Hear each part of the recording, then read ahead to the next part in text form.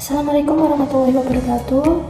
Perkenalkan, saya Alvina Pramodiva, NIM 238620127 dari Prodi PGSDD yang menyampaikan materi mengenai teori atau konsep strategi pembelajaran di sekolah dasar. Yang pertama adalah pengertian strategi pembelajaran.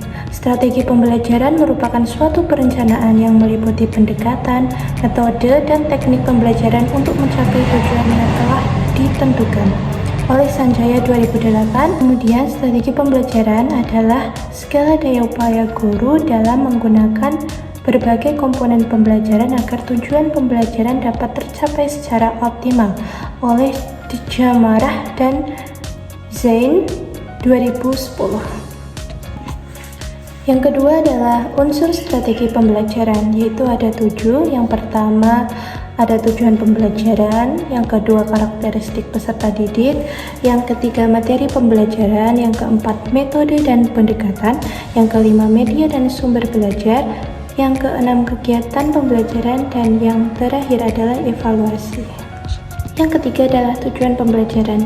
Tujuan pembelajaran adalah rumusan kemampuan yang harus dicapai oleh peserta didik setelah mengalami proses pembelajaran tertentu oleh Sujana 2009. Kemudian tujuan pembelajaran adalah pernyataan tentang kompetensi atau hasil belajar yang harus dicapai oleh peserta didik yang dirumuskan sesuai dengan tingkat perkembangan usia dan karakteristik siswa di jenjang pendidikan tertentu termasuk sekolah dasar oleh Gunandar 2007. Yang keempat adalah teori belajar di SD. Teori behavioristik digunakan untuk membentuk perilaku melalui pengulangan dan pemberian reward, misalnya saat siswa diberi bintang setelah menjawab dengan benar.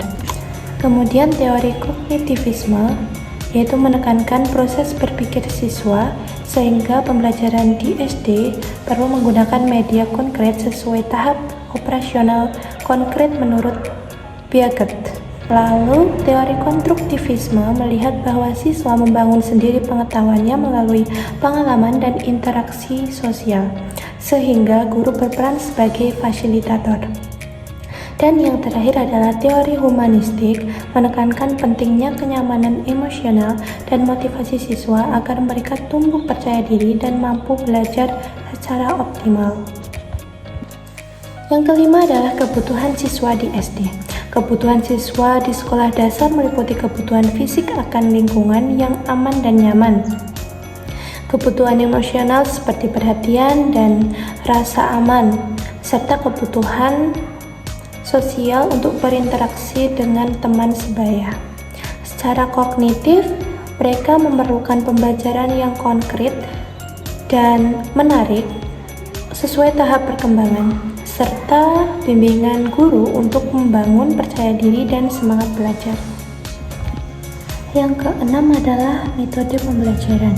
Dalam buku Asuhan 2016, metode pembelajaran dibagi menjadi beberapa, yaitu yang pertama, metode pembelajaran berorientasi teacher-centered, lebih dominan guru, yaitu metode ceramah, peserta didik lebih banyak mendengarkan. Metode tanya jawab, cara penyajian materi pembelajaran dalam bentuk pertanyaan. Metode demonstrasi, metode pembelajaran dengan cara memperagakan barang, kejadian, aturan, atau urutan, melakukan suatu kegiatan baik secara langsung maupun melalui penggunaan media. Yang kedua, metode pembelajaran berorientasi student-centered, lebih dominan peserta didik. Metode diskusi, bertukar ide dan gagasan untuk mencari alternatif solusi dalam memecahkan masalah. Metode simulasi, untuk mengembangkan penghayatan, ranah efektif, pesan-pesan moral, dan keterampilan pemecahan masalah. Metode eksperimen, melatih siswa melakukan uji coba. Metode penugasan, penyajian bahan ajar dengan cara memberikan tugas kepada peserta didik. Metode studi kasus, disajikan suatu masalah atau kejadian, peserta didik ditugasi untuk mencari solusi pemecahannya. Metode proyek, pemberian tugas kepada peserta didik secara individu atau kelompok yang berupa proyek.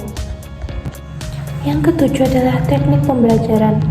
inquiry, yaitu siswa belajar dengan cara mengajukan pertanyaan dan mencari solusi atau jawaban melalui penyelidikan. Lalu